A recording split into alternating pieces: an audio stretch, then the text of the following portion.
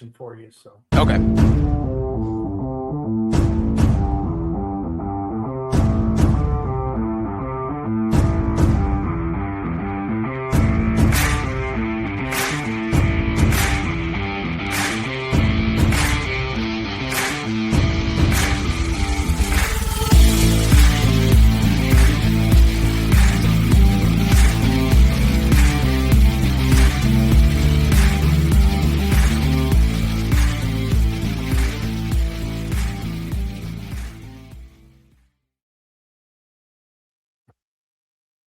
Welcome back to the Tan and J-Man show. I am the J-Man, and sitting next to me is Tanner's dad, Arik Lee. Tanner is out sick tonight. You know, I just call him soft.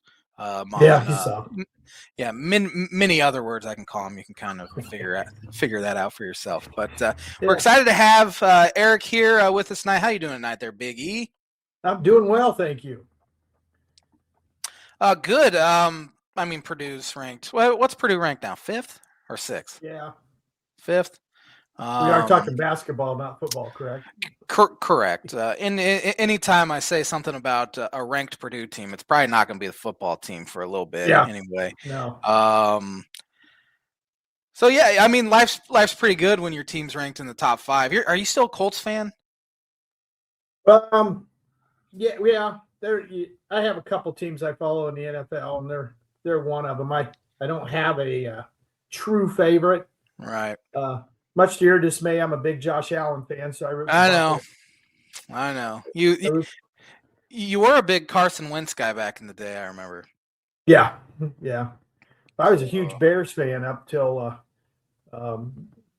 Jay Cutler got traded in, and I folded that one. So.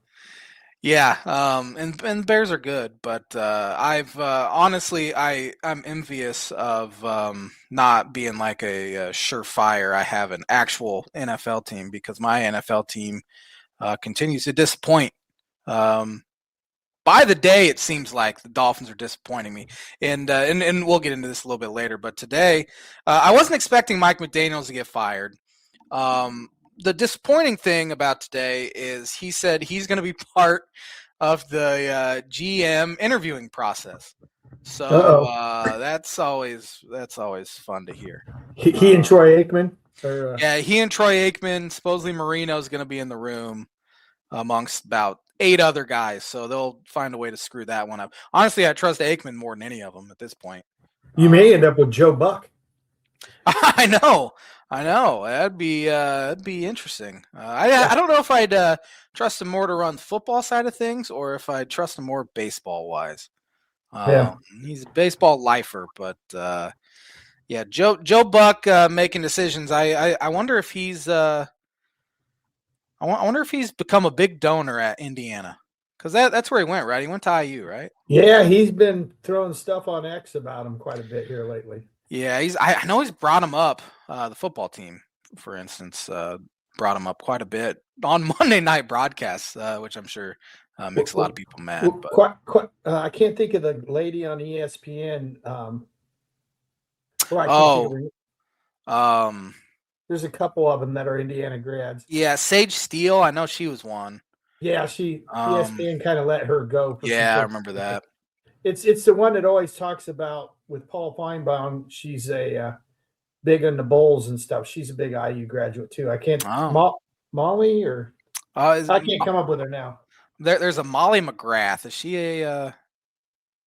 It's not her, but she might be too. There's a lot of Indiana grads now. Do they have like a big like journalism school or anything like that? Do they? Okay, that makes sense. Yeah. Makes sense. But you do have a trivia question for me tonight. So I can start off the year +1, which is pretty good. You're going to have to earn this one. Great. I got 2 difficult ones. I don't know if you want the one more about the Big Ten football or professional football. I prefer professional football. All right. You're not going to like this one either. Oh, great. Riley Leonard. First start on Sunday. Threw for over 250 yards, 2 touchdown passes, and a touchdown run. Name the last quarterback to accomplish this in his first start. Oh, if you get this one, you'll have earned it. Can you say that again? 250 yards passing, 2 touchdown passes, and runs for a touchdown. That's only that hadn't been done in quite a few. Well, let's put it this way: not in the 2020s. Okay. So, who was the last quarterback to do that in their first ever start? Oh, that's brutal. There's no shot. Birdie or Bogey is brought to you by Jarrety's Place. Small town vibes, big time flavor. Jarrety's Place serves up fresh breakfast and lunch favorites that keep you coming back for more. Located 703 Main Street in Rochester, Indiana. What was the other trivia? Who was the all-time leader in points scored by a Big Ten football player? And it's in your lifetime. In my lifetime, by a Big Ten football player in my lifetime. This guy had 77 touchdowns. Yeah, you think about that. That's almost 20 a year. Man. Melvin Gordon? That's a great guess. Same school. Okay. Ron Dane? He's second. Monty Ball? Monty Ball. Of course. He had 500 points. That's ridiculous. 77 touchdowns. He's 74 ahead of Ron Dane. I mean, I don't see that being broke. Well, nowadays guys are playing 6, 7, 8 years. So that's a good point. That's a good point. In fact, just before the show, I saw Illinois football picked up an offensive line commit that it will be his 7th year. He's getting a 7-year injury hardship waiver. Yeah. Like that guy graduated high school back in 2018. That's crazy. Yeah. Well, who is it? The kid that plays for USC now, basketball, that was on Auburn. Baker Mazzara. Yeah, he was in the same high school graduating class that like Jay Nivey was in. That's crazy. I've been in the NBA for how long now? 4 or 5 This is 3rd or 4th year. So yeah, that's crazy. Yeah. But when in the COVID year stuff's over. So is it mainly just like injury stuff? They're just giving waivers left and right. In JUCO's years, they're not even counting anymore. That's good. The Pavia rule. Yeah. So we're going to see more and more. I wish they would go back to you have 5 years to complete 4 years of athletic. That was too easy, right? Yeah. So. Yeah, I used to like, Illinois got a grad transfer this year, sort of thing. Guys that wanted to maybe bump up a level. Now we're just going to see new players every single year. I'm kind of besides Purdue, they're about the only team. I know they've kind of supplemented this year with who's their big guy, Clough. But for the most part, he's kept all of those guys. And I know a guy like Shaka Smart is trying to do that, and it has backfired horrendously on him. I think they're 5-12 or something like that. They've been terrible. It's tough as Big Ten games are starting. You used to know 3, 4, 5 guys from each team. Yeah, like Martinelli for Northwestern, for instance, or something. But almost every team, you don't know who they are now. So. I know. I don't like it. I was literally thinking about today. I'm like, besides Illinois, I haven't really watched a ton of Big Ten basketball, and I just don't know these guys anymore. And Tanner and I have talked about this. Like, we won't have like a guy that we just absolutely hate anymore, like a Will Sheehy or Brad Davison, stuff like that, because they just don't last very long. Right. And hopefully it just has to get so bad before stuff changes, and it feels like it's getting pretty close to a tipping point, hopefully, because it's just it isn't as fun to watch as it used to be. Right. There are a few guys that are in their 4th year, like the stud for Ohio State, and then Thornton, Thornton, Martinelli, but a few guys from Michigan State are still around, some but other than that, you're right. It's just, Indiana's team's completely different. Yeah, top to bottom. Do they have any returners from last year that played any minutes at all? Not that I know of. No, I haven't watched them much. I haven't seen a minute of them yet. They seem to score quite a few points, but I haven't seen them.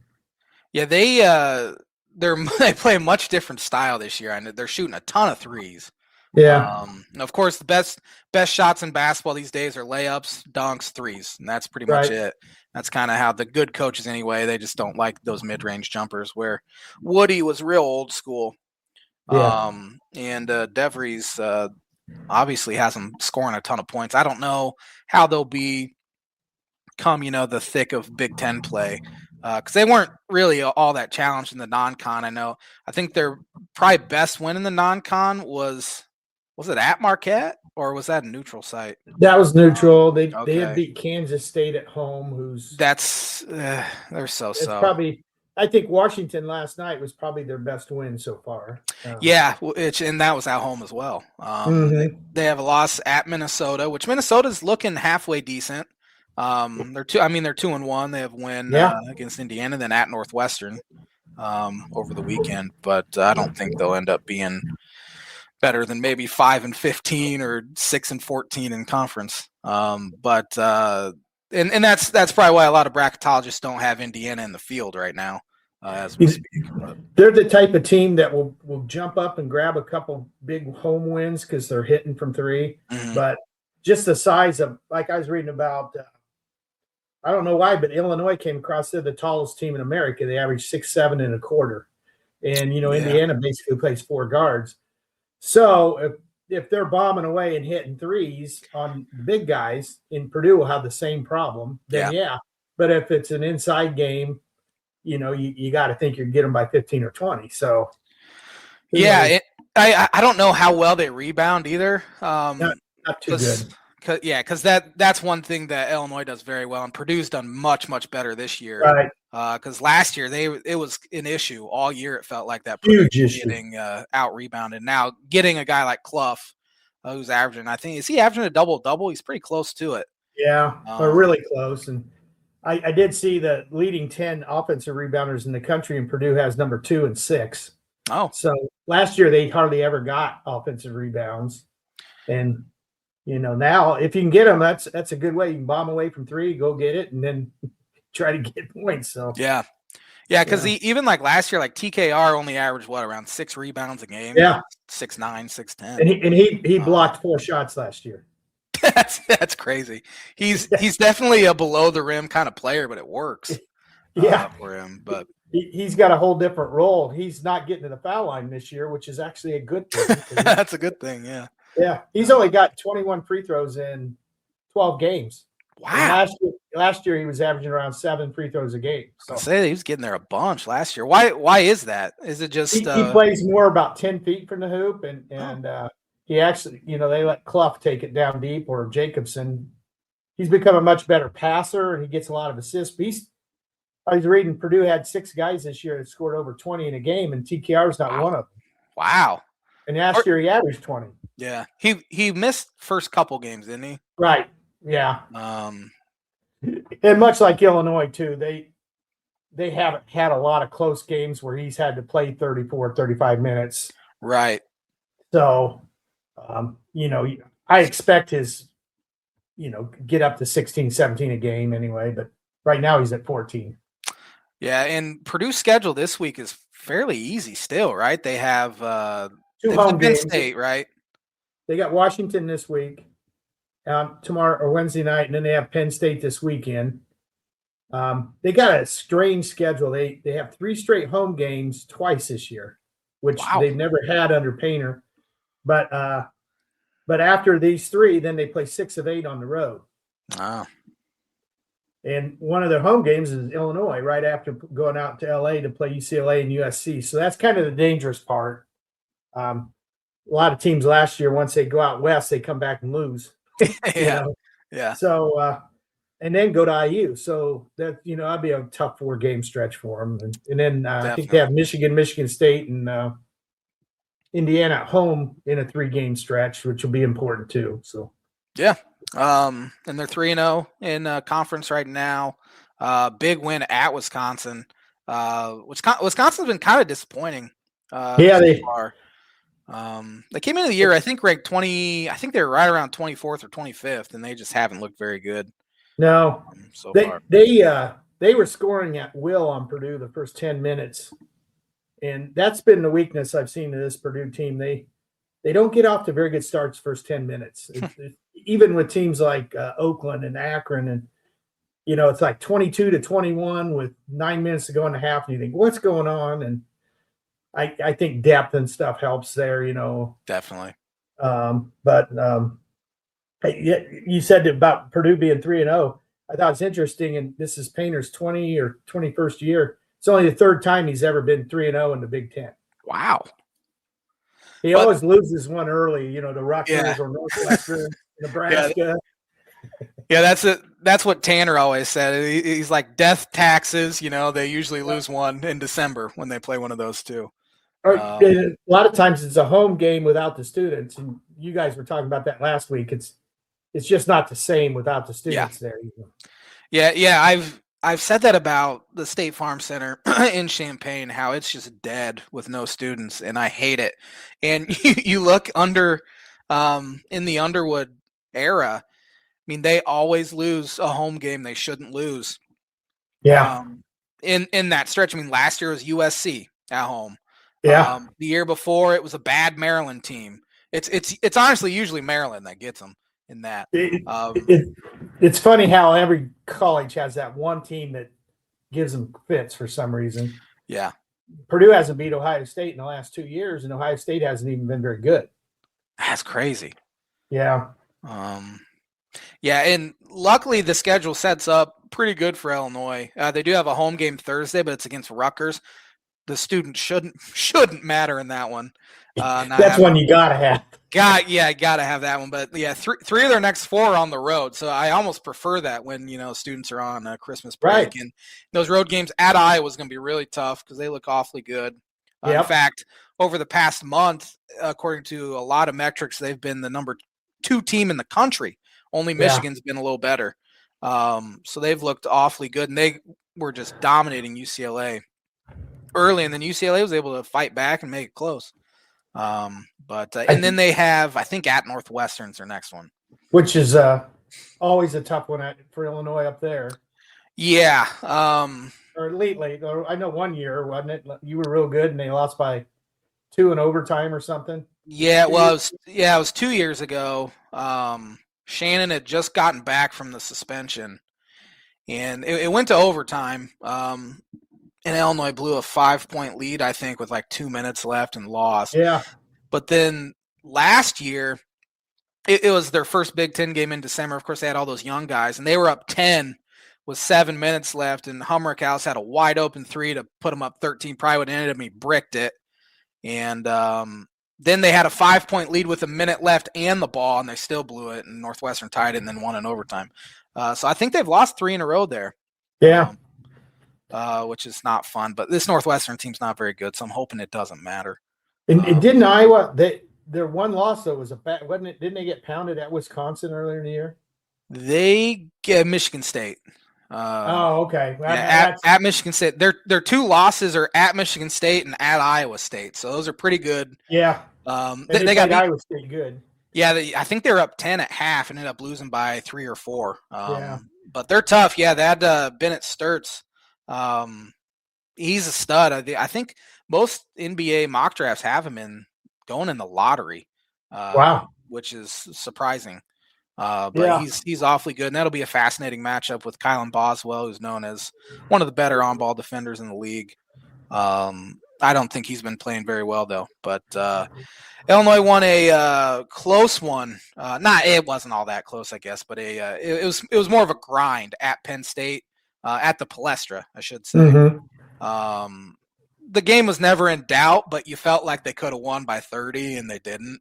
Yeah, sort of thing. It kind of hovered between 10 and 15-point lead. Now, a lot of it had to do with Keaton Wagler picked up 2 early fouls, and Underwood sat him for majority of the first half, brought him back in. He picked up his 3rd with about a minute left in the half, and then he picked up his 4th 30 seconds into the second half. So Underwood didn't play him from the 19:30 mark to, I think there was 4.5 minutes left. He finally put him back in. And he's very clearly their MVP because their offense was not very good without him. They made enough shots, but I'm not going to apologize for any road win, regardless. No, especially in the Big Ten, especially against a team that Penn State had won. I think it was 10 of the last 15 against Illinois, which is just crazy because Illinois has been in a very good stretch of basketball here the past 6 years or so, and for whatever reason, they just can't knock off Penn State. Yeah, it might upset your fans, when you're only win by 6, 7, 8 points against somebody in the bottom. It doesn't matter. Just get it and go. Yeah, definitely. Just stack them this time of year. Yeah, so especially in January when the schedule is fairly light for Illinois in January. Then February, it's just a buzzsaw. It's brutal. Same. All right, you want to go around and pick games for this week because it is officially Big Ten play this week. Starting with tonight, a game that's actually underway right now, 10 minutes in, Nebraska at Ohio State. I'm going to go with Ohio State at home. Nebraska's 14-0. I know. I don't know if I overly believe in them, though. I'm saying. Yeah, they had an unbelievable shooting performance at Illinois, which I thought Illinois played like garbage. And then they were able to find a way to gut one out against Michigan State. They are up 8 early at Ohio State, but again. Oh, they are? Okay. Yeah, there's 10 minutes left in the first half. I keep waiting for that shoe to drop a little bit. Me too. I think it will. The thing that they have going for them, they're so old, and they've played together a bunch that helps. I'm with you, though. I think Ohio State wins at home. It's a game that Ohio State needs, really. They need some marquee wins. Yeah, for people to start taking them seriously. They had a chance against North Carolina, and they blew it. Right. But other than that, Ohio State doesn't really have any wins at all.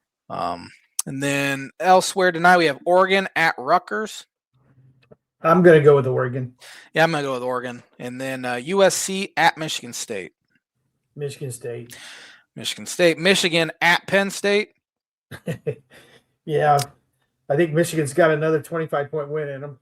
They're favored by 24.5 on the road in a Big Ten game. That's crazy. Yeah. They are very good. Yeah. I can't stand them. But especially since your guy had 29 the other night. That's he could have gone anywhere else. Yeah. I wish there was still a rule they can't transfer in conference because there's a ton of that too. I know. 2 USC kids went to Washington, and that's right. Washington has an old IU player, that Tucker. Oh yeah. Bryson Tucker. Tucker. Iowa at Minnesota. I'm gonna go with Iowa. Give me Iowa as well. UCLA at Wisconsin. Big one for both teams, really. Yeah. I'm going to say UCLA. I'm going to take the home team.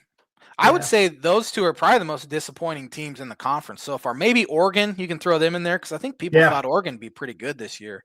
I actually thought Washington would be a sleeper. Me too. One of the 4 buys into I thought they'd be in the hunt for that. But, me too. They are. Who are they missing? They're missing Yates. That's right.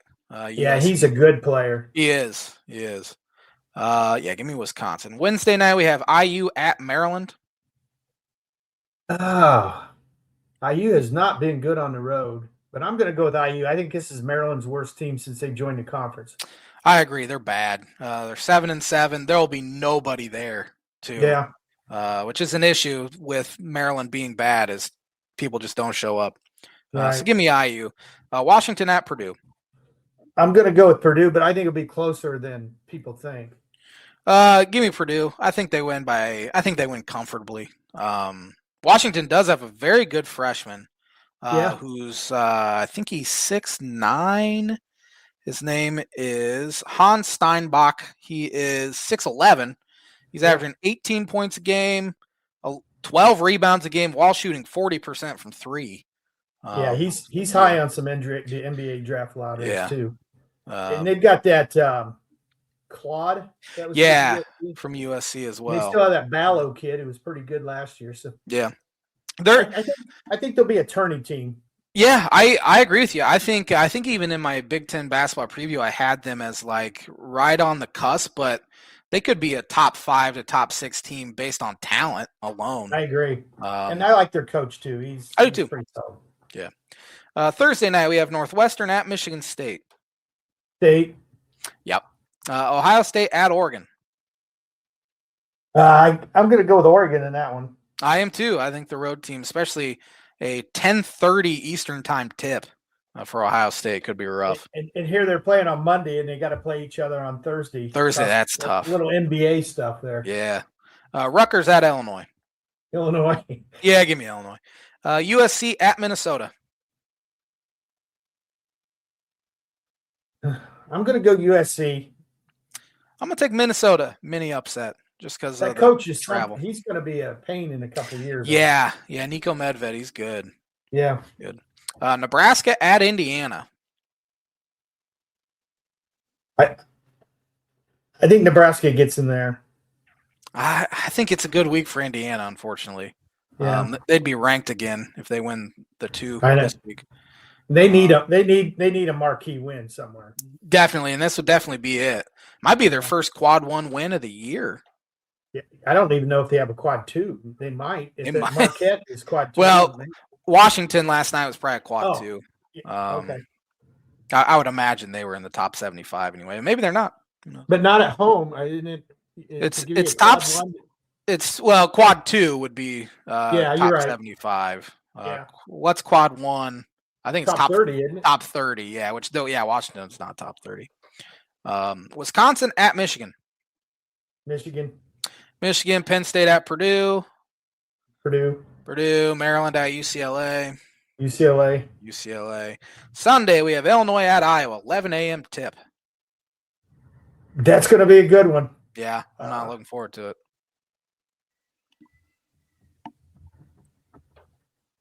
I have not seen Iowa play. I've only seen Illinois a couple minutes. I'll be nice to the host. I'll go with Illinois in a tight one. All right. I think it'll be very tight. I'm going to take Illinois as well. Iowa's lost, I think, 8 of the last 9 to Illinois. Of course, different coach now. It's an interesting style, though, because Iowa plays such slow basketball, and Illinois likes to shoot within 10 seconds of the shot clock. Yeah. So, if Illinois starts playing Iowa style, I think Iowa beats them. But I think it'll be decided by 3 points or less, so I'm not looking forward to that. Yeah. Northwestern at Rutgers. I'm going to take Northwestern in that one. If I watch that game, just hit me. 5 o'clock Eastern time on Peacock during the NFL playoffs. I might be on the playoff game. Not too many people's going to be watching that one. Ohio State at Washington. Washington. It might be a tough week for the Buckeyes. I agree. They could lose 3 this week. Yeah. That's rough. Any more college basketball talk? Well, just who does Illinois play twice this year? Northwestern, who else? I'll be honest with you, I couldn't tell you. Now, Purdue has Wisconsin twice, Indiana twice, obviously, and then Iowa twice. Let's see. I'm going to go look it up real quick. So, where Michigan and Michigan State have to play each other twice. And obviously the West Coast schools play each other twice all the time. Illinois has, Northwestern twice. They have Nebraska twice. They have Wisconsin, Northwestern, Nebraska. Why am I not seeing another team they play twice? There's got to be another one. Yeah, there's 3 teams you played twice. 3 teams play twice. Nebraska, Northwestern. They play Rutgers twice. Nope. Michigan State twice. No. Michigan twice. No. Purdue twice. No. Indiana twice. No. It'd be great if it was Penn State. Penn State or Rutgers. Yeah. Minnesota. I'm not seeing it. I know there is another team, but they don't play Ohio State twice. Must be a team you played maybe the first game or 2. It was Ohio State and Nebraska were the first 2. They don't play Ohio State again. They do play Nebraska again. Rutgers not on there. Iowa. They should play Iowa twice. That should be their Minnesota, Maryland, Purdue, Wisconsin. State. Yeah, I don't know. Okay. That's weird. You'll find out sometime. I'll figure it out. Yeah. Moving on here to college football playoff. Our matchups are set. We have what is the first game? It's Miami and Ole Miss, right? Is the first game Thursday, and then Big Ten matchup. We have Oregon against Indiana. Where's that game at? Do you know? Peach Bowl, so Peach Atlanta. Bowl, okay. The other one's Fiesta Bowl, so Phoenix or whatever. Yeah. Oh, that's right. I still can't believe Indiana's where they're at. I know. They dominate the line of scrimmage on both sides of the ball against Alabama. Oh, it made them quit. They did. It reminded me a lot of the Purdue game in that they made Alabama look like Purdue. And Alabama, they panicked early. You know, they had fourth and about a foot and a half from their own 37-yard line. And I don't know what made them think they could push the line for a half a yard because Alabama can't run the ball at all. No. And Indiana stuffs it. And I tell you, Indiana runs the ball on first down, and their backs run hard, and their line's huge and effective. They get 6-7 yards every time on first down. I know. I think they could have an average quarterback and be a good team. Yeah, I mean they did last year. Yeah, and they're call me impressed. I kept thinking, it's their schedule. Even this year, I thought their Big Ten schedule was, especially lucked out really against Iowa. Yeah, and Penn State, very similar to what Oregon did. Both those games, won at the buzzers, and they're the real deal. They are. And the only team I could see where could be competing with them is Ohio State, and they're out. They're out. Yeah, I was thinking Georgia too, and then they got put out. So yeah, I don't even think Georgia's line could match up with. No. And if you're following all the portal, Indiana's grabbing guys left and right that are studs again, and it's gonna be a machine. It's unbelievable. Like it's unbelievable. It's literally like Northwestern basketball turning into the best program in college basketball overnight, essentially. There's a little bit of Nebraska in top 10 in basketball, and you think, now wait a second, Indiana's first in football and Nebraska's top 10 in basketball. This is like the 1970s in reverse. Yeah, it's like the Seinfeld Bizarro world. Oh my gosh, it's crazy. I started to believe in Indiana once they won at Oregon. But even then, I'm like, But then they beat Ohio State, and I'm like, okay, kind of have to at this point because last year I think was a product of their schedule. I think they were a good team last year, but I think if they played this schedule they played this year, last year they go 9-3 or 8-4. Yeah, a good team, but this year it's just, I mean, they have a Heisman winning quarterback, and then they go and pick up Josh Hoover from TCU. Who threw 30 touchdowns this year, and they picked up a stud wide receiver from Michigan State, and it's what hiring the right coach does, and it's a special case that they got it correct to be like this. I think a lot of people when they hired Cignetti, they're like, all right, just consistently 6-6 or 7-5. I don't think the expectation at all that they'd even sniff the college football playoff. Here they are, the best team in the country, to the point where I would say it'd be surprised if they didn't win the national title. Which I do too. Crazy. As I was watching, I thought the only kind of combination that I think could beat them is maybe Miami's defense with Mississippi's quarterback when he can run around and throw the ball down the field, but Mississippi has no defense either. I mean, it's going to be tough to beat Oregon twice. Definitely. But Oregon's going to need a break. I mean, they're going to have to get a turnover. Last time they played them, they had a pick six, and Indiana still beat them by 10 in their place. Yeah, so. Yeah, that was the only reason why it was that close, because they really dominated from start to finish. And I think you almost have to score a long distance touchdown against them. Indiana doesn't. Once you get inside the 20, they say no. They did it to Ohio State. They did it to Oregon the first time. They've done it to every team they played. I remember the first game of the year, Old Dominion scored 2 touchdowns on them. I thought, well, Indiana's not that good. They were both 75-yarders. Yeah. So maybe if you have speed, and I know Oregon has it, but that's the only game I've really seen that Dante Moore play, and Indiana shut him down. Yeah. Indiana hasn't. Obviously, no team has played a team twice. But it will be interesting to see what Dan Lanning has cooked up. Yeah.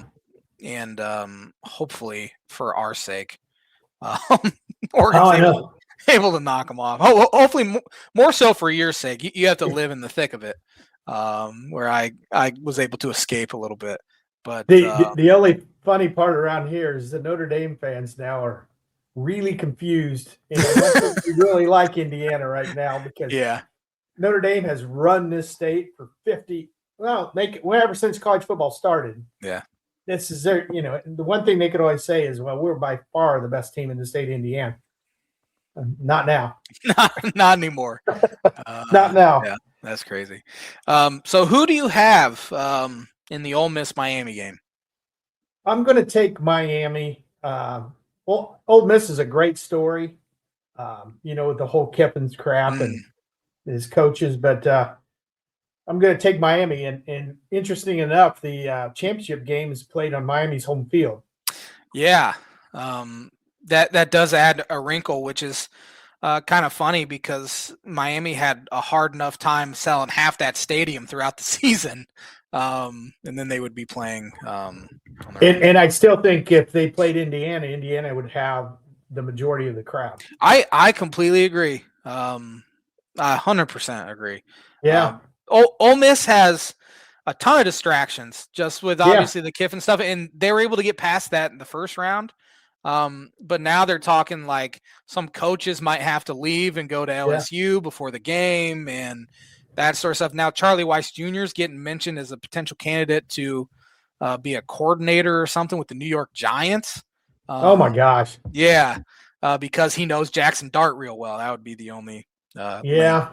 But and again, it would be funny if Miami wins because they go to the national title after everyone complained that they got in over Notre Dame. Just before they went to this 12-team playoff, they used to pick 4 teams. Yeah. And this year it would have been Indiana, and then 3 teams are out. They would have Ohio State, Georgia, and Texas Tech. Because the seeding, I think it's 1, 5, 6, and 10. Mm-hmm. Yeah, it clearly means the 12-team playoffs working. And Tanner and I have talked about this. They complained when it was computers picking them. They complained when it was 4. They're complaining when it was 12. They could have a 100-team playoff and teams would still complain. Fans would still complain. I think 12's fine. I don't know if 16 is going to do a whole lot to change anything. Yeah, they probably need. I get the beauty of wanting a small school, mid-major in, but this isn't basketball. Yeah. The Boise State beat Oklahoma 15 years ago in the Fiesta Bowl or whatever. Yeah. But that was almost 20 years ago now. Yeah, it just doesn't happen very often. No, it's way different. Football and basketball, the size and the speed alone, where you can knock in some shots and knock a team off, but you're not going to be able to. I mean, it's very, very rare for a low major or a group of 5 team to knock off a top 10 team in the country. Yeah. So it is, but Tulane and James Madison, they didn't have a shot, and everyone knew it too, but. And I thought that was a real well, look, Oregon and Mississippi are still both involved, and they started out with those 2 schools. So they kind of had a practice game. Yeah. And then we're ready. Indiana is the only school now in the 2 years that has been ranked 1 through 4 that has made the second or the third round. Yeah. Because it's hard to be off a month when the other team just had a practice game for the most part. Right. Yeah. Being off. Yeah. It ended up being 28 days or something like that. Yeah. Pretty close to it. I do think having that bye hurts teams. I also think that second round should be played on campus and maybe the final 2 rounds be a neutral site. Me too. Because that does create not a disadvantage, but it doesn't help as much for the teams that do get those buys. And of all the teams, I thought Ohio State was the most affected. They looked like crap in the first half. They played pretty good in the second half, but too big a hole to dig, against a team of Miami's quality. Yep. So, and then who do you have in the Oregon-Indiana game? I got to go with Indiana. I do too.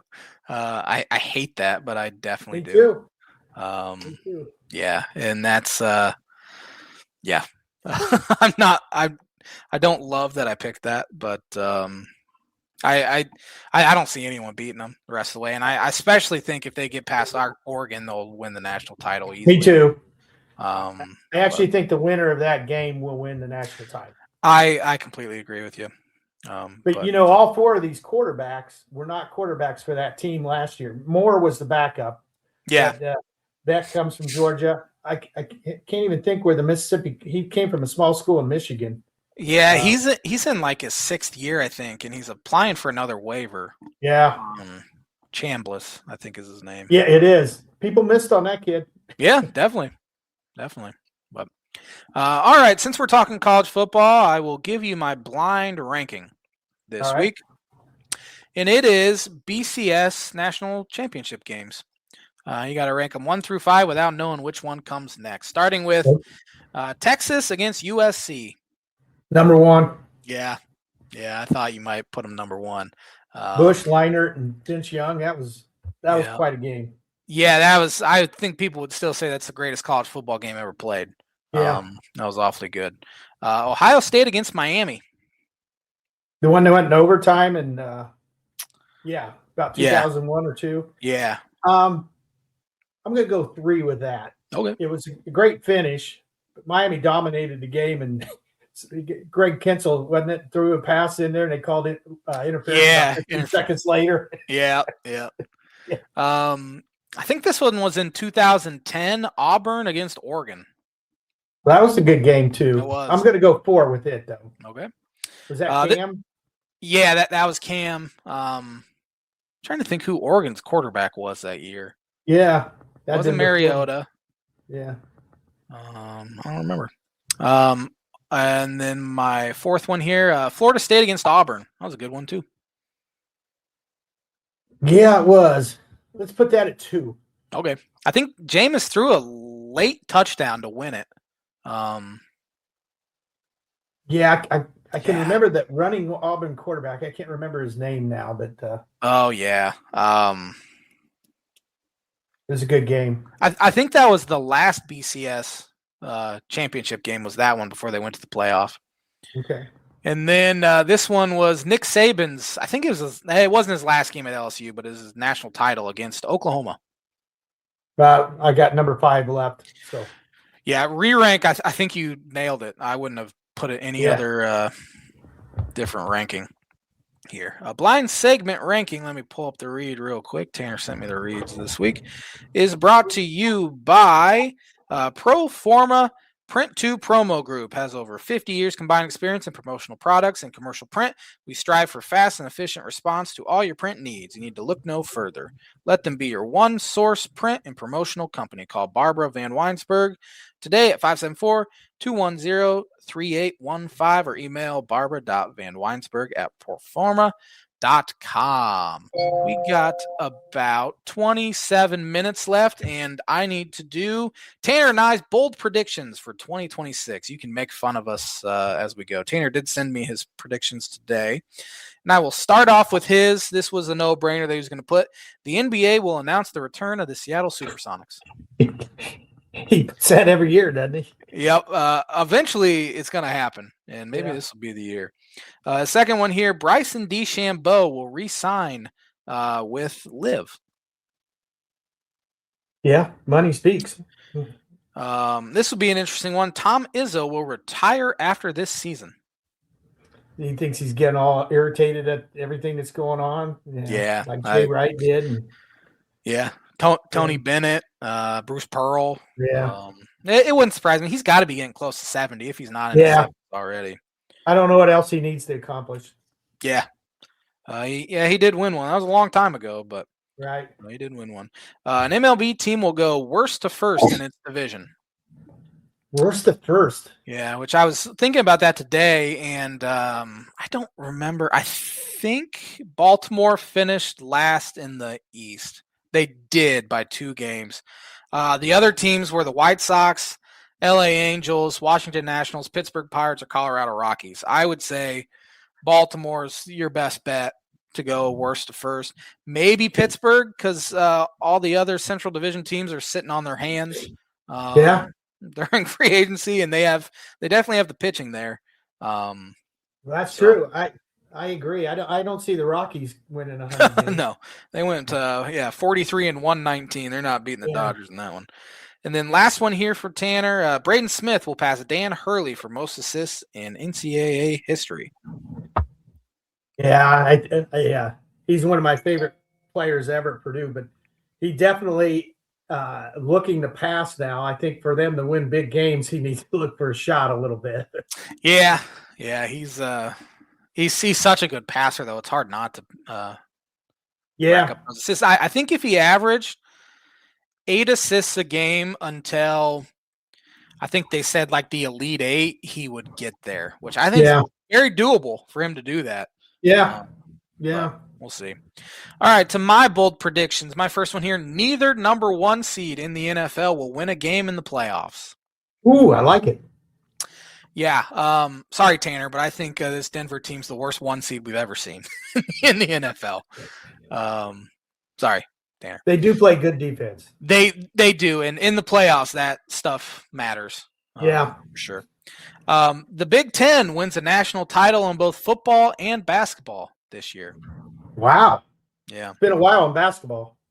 Yeah, it's been a long while in basketball. Bryson DeChambeau wins the Masters. Can he even play in the Masters? I don't even know. I forgot he was in the – okay. Yeah, he had a chance last year. He was tied after 2 holes in the last round, and then Rory took over. He's the new guy that I'm trying to curse here. Yeah. Aaron Rodgers finally retires. Yeah. Hopefully. He did look good last night. He did. Next season is Andy Reid's last as an NFL head coach. I can see that too. So maybe I'll get lucky. I didn't talk to Tanner. I don't know if we're going to do 26 bold predictions for 26 or if we're going to cut it off at 25. So we'll get back to you next week on that one. I'm hoping we cut it off at 25 because it gets harder and harder each year to do this. I would imagine all of Tan and J-Man Nation is waiting for that answer. All 3 people watching us tonight. Yeah. There. All right, I got to do on this day real quick. Knock that out. I got to pull it up here on my phone because I'm a slacker. Let's see. On this day, I'm sure we got a lot of playoffs on this day.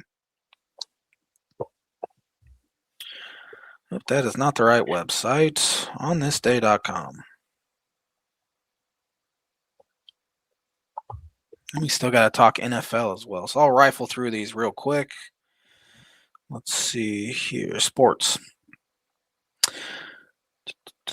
That's history. There we go. On this day in 1859, the first steamboat, the North Star, sails up the Northern Red River in America. Okay. On this day in 1927, MLB Commissioner Kennesaw Mountain Landis begins a 3-day public hearing on charges that 4 games played between the Chicago and Detroit in 1917 had been thrown by the White Sox in that World Series. Make a movie out of that. Yeah. On this day in 1957, Jackie Robinson announced his retirement rather than be traded to the New York Giants. I didn't even know he was almost traded to the Giants. I didn't either. On this day in 1964, can you name me who won the AFL championship?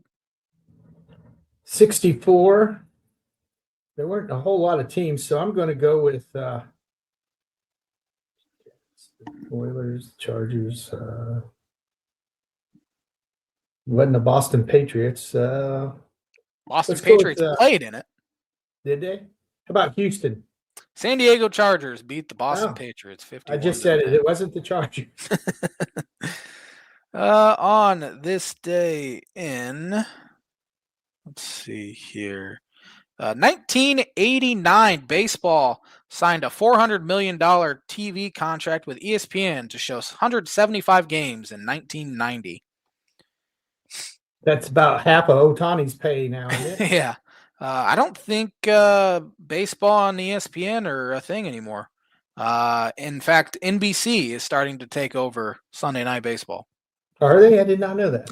Yeah, the contract ran out with ESPN, and I think Peacock as well is going to have some baseball games on it. So it's Rico going to call the games?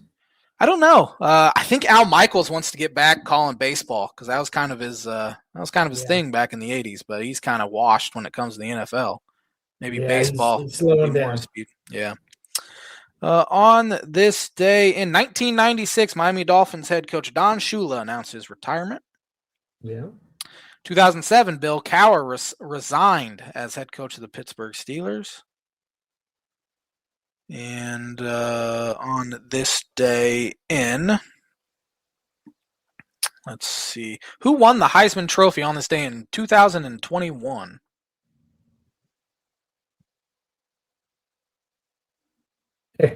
You guys are so much better at these years. I could tell you, 1984, so 2021, so it'd be about 5 years ago. Got to be a quarterback. Nope. Wasn't a quarterback. No.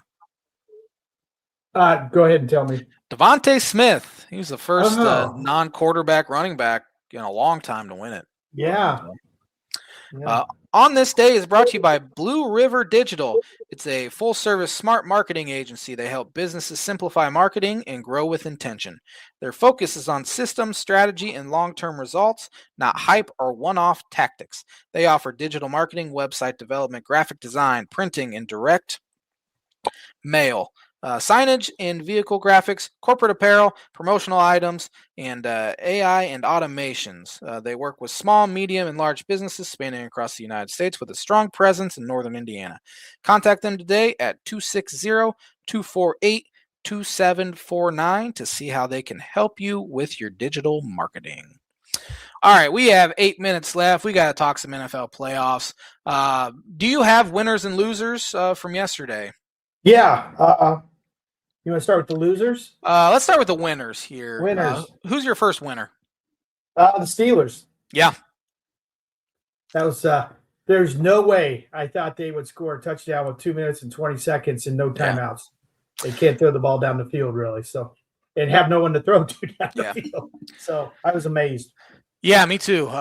Baltimore had a shot, and I think Harbaugh really screwed up taking a knee instead of trying to get 5 or 6 more yards with Derrick Henry with a timeout with 14 seconds left. And man, that kicker missed that field goal so bad. Yeah, I feel bad for him. I do too. He missed under 50 yards all year. Wow, that's bad time to do 29. Of course, the Boswell missed an extra point. He missed one last 4 years. Yeah. My first winner, Seattle Seahawks, number 1 seed. That defense is nasty. It's not a fluke either because they led NFL by a wide margin in point differential, which is a pretty good indicator they're pretty dang good. Hard to believe Sam Darnold, back-to-back years, winning 13 or more games. Crazy. I know. That doesn't happen very often. My second winner, I'm going to go with the Jacksonville Jaguars, even though they just beat the Titans. But I wasn't a believer, but they won 8 or 9 in a row. Yeah, they're hot. Them and Houston Texans both on fire right now. Really, since they played each other. Sometimes they look like trash. They got a great defense. Yeah. If Houston and Denver end up playing in the AFC Championship or whatever, it could be a 3-0 game. Yeah, definitely. There's some defense out there. My second winner is the Vegas Raiders. They got the number 1 overall pick and fired Pete Carroll today. That was a disaster. A disastrous year for them. Yeah, and they even won a game. Yeah. My third winner, I'm going to put New England just because they won the division for the first time forever. But I thought it's interesting. Their record this year against teams over 500 is 1-2. Yeah. The Buffalo games in a Pittsburgh game is the only teams they played that finished over 500. Yeah, and of course that's not their fault, but they haven't been tested at all and I think they'll struggle. I think they're a legitimately good team. I think Drake May is a legitimate NFL MVP candidate. I think it's probably between him and Stafford at this point. And that defense is great. I think Vrabel's great, but I haven't really been tested all that much. We're going to find out a lot about him here in the next week or two. My last winner is just because they made the playoffs for the first time in forever. Carolina Panthers. They got lucky. I mean, with Atlanta winning both of those games, especially the Monday nighter last week against the Rams. With that one, that's the only way they get in. But congrats to them, I guess. Yeah. 3 losers. I'm going to start out with Tampa Bay, even though they won the game, but they got what in the world? I know Baker played like trash the last half of the year. He was an MVP candidate after week 5 or 6. He was. Yeah. Some of the receivers and stuff went out, but that they should have won that division by 2 games. So easily. Yeah, they lost home games to New Orleans and Atlanta. They lost on the road to Quinn Ewers in Miami. They just wouldn't won those. And you can even throw Atlanta in there. If they just wouldn't have lost the New York Jets, they would have won that division too. Atlanta probably has the most talent. I agree.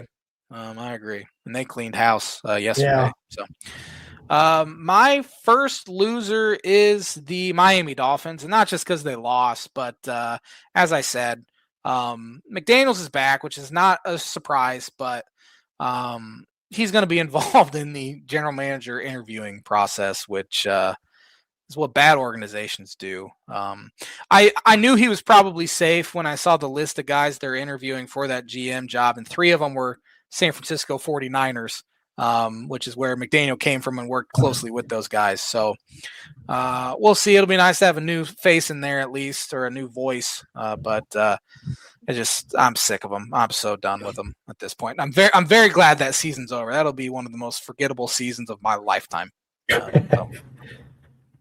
My second loser is the Bengals. They're poorly run. They kind of whined about Myles Garrett getting congratulated during the game. Yeah. They just sound like whiners. They don't pay Trey Hendrickson. It's trash. Yeah. And now they're bringing both GM and head coach back, which I know they've had the Burrow injuries, but they've only won 17 of their last 33 games with Joe Burrow healthy. So we're not even winning with him. So they got this dynamic skill set, but they don't win games. Philadelphia Eagles. Why did they not play? I don't understand it. I'd much rather play the Green Bay Packers than the San Francisco 49ers in round 1. So plus, if you win, you get a home game round 2. Yeah, exactly. So it was a mind-numbing decision. I don't know what they were thinking. My last losers are just the Chiefs. They're unwatchable right now. I know Mahomes is out and some of the guys, but my goodness. Yeah. It was awful to watch. I was hoping Red Zone would not even show a play of the Raiders and the Chiefs, but it came down to a kick, My final loser, I'm going to throw the NFL in there only because I think they shouldn't care about division winners if you're under 500. Or at least reseed them. They don't deserve to host a game. I think the NBA switched that up, didn't they? Where even though you win your division, if you have a worse record, that's when there's no reason why the LA Rams at 12-5 have to travel completely across the country to an 8-9 Carolina team. That's just me. But all right, let's go through and pick the wild card round, starting with the Rams at the Carolina Panthers. Rams big. Yeah, Rams are 10-point favorites. Give me the Rams. Packers at Chicago Bears. I'm gonna go off the board. I think the Packers will somehow get them. I completely agree with you. Bears are a 1-point favorite, but give me the Green Bay Packers. Buffalo Bills at the Jacksonville Jaguars. I think that might be the funnest game of the whole weekend. Mm-hmm. I'm going to go with the Bills. We'll see. I am too. Give me the Bills. San Francisco 49ers at the Philadelphia Eagles. I would like to see San Francisco win, but I think Philadelphia will win that one. Yeah, I can't stand Philadelphia Eagles. Give me San Francisco on the road, though. LA Chargers at the New England Patriots. I'm going to go with the Chargers in a little bit of an upset. I agree with you. Patriots are 3.5-point favorites, but give me the LA Chargers. Houston Texans at the Pittsburgh Steelers. I got to go with Houston in that one. Houston's 3.5-point favorites. Steelers have won 22 straight Monday Night Football home games. I know. It's time to buck that trend a little bit. In fact, this will be the J-Man's Book It prediction of the week. I think every single road team wins this weekend. Wow. So it's very bold. I probably should have had it in my bold predictions, but I picked every single. That's a crazy one. Every single road team. I feel good about that prediction too.